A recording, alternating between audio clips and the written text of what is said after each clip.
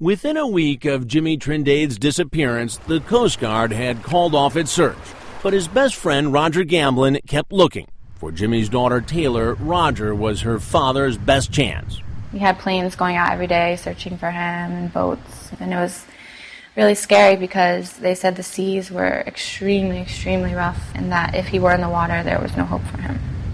With the Coast Guard stepping out of the picture, now the FBI became more active investigating the possible death of Jimmy Trindade at sea.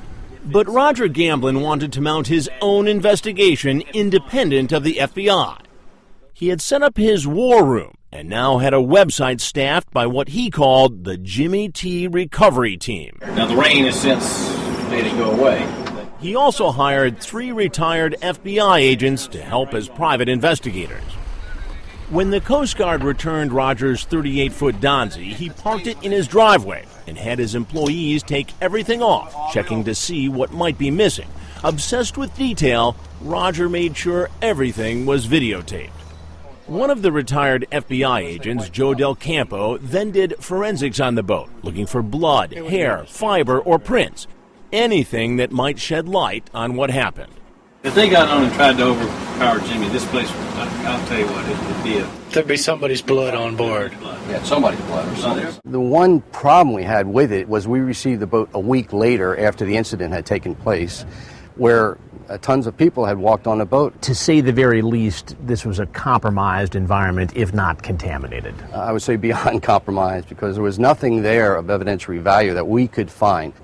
As the months went by and with no arrests, the FBI investigation seemed to be languishing. Jimmy's family had a judge declare him legally dead. And that seemed to be the end of the story. Then, 10 months after Jimmy's disappearance, a possible break. A Homeland Security agent named Don Guthrie got a call from an informant of his, a former drug smuggler. Guthrie spent 30 years on the ocean chasing drug smugglers. He asked that we disguise him. The smuggler asked me if I was sitting down. I said, why? Why? And he says, well, I'm in the Bahamas, and the word is that Jimmy Trindade's Donzi, his 38-foot Donzi, was sabotaged by somebody pouring water in the gas tank, and that this endeavor was related to a cocaine smuggling venture. This was the first time an informant had come forward with specific information that drug smugglers were involved in Jimmy's disappearance. Investigators had found a small baggie of cocaine and some residue on the boat, but Guthrie ruled out that the drugs belonged to Jimmy. So if they weren't Jimmy's, who did they belong to? And why was the boat sabotaged? Looking for clues, Guthrie went back and questioned the Coast Guard men who boarded the boat. Coast Guardsman Nathan Blackwell told Guthrie that when he checked the boat's GPS to find out where Jimmy had traveled that night, the GPS, for the most part, had been erased. I couldn't determine where exactly the boat left from and get its course and where it was headed. It was strange. Something definitely didn't add up. And there was something else about the boat that didn't add up to the Coast Guard. When we got there, it was sitting dead in the water. So I turned the key to see if there was fuel in the boat, and the gauge said water and fuel.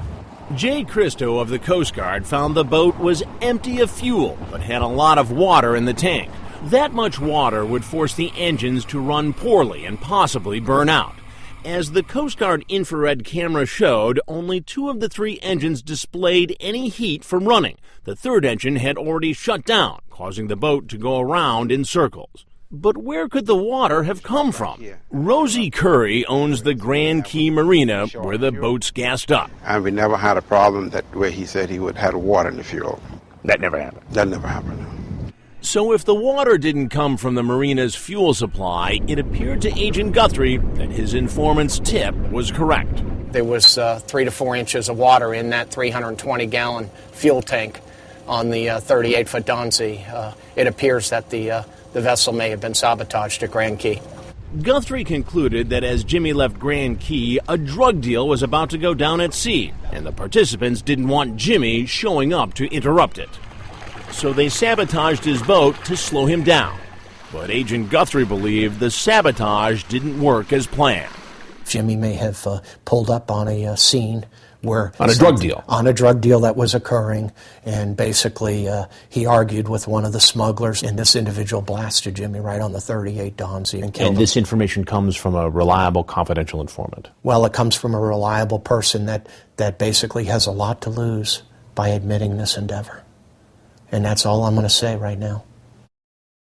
But there was one piece of the puzzle that Guthrie had yet to figure out. What was Jimmy doing in the middle of a drug deal? What made him stop in the first place? Jimmy's brother Patrick thought the last two people to see Jimmy alive, Chris Gamblin and Brian Prats, might have some answers to those questions. When I was trying to question them as to what happened, it was very obvious in a gut feeling in me that we weren't getting the truth.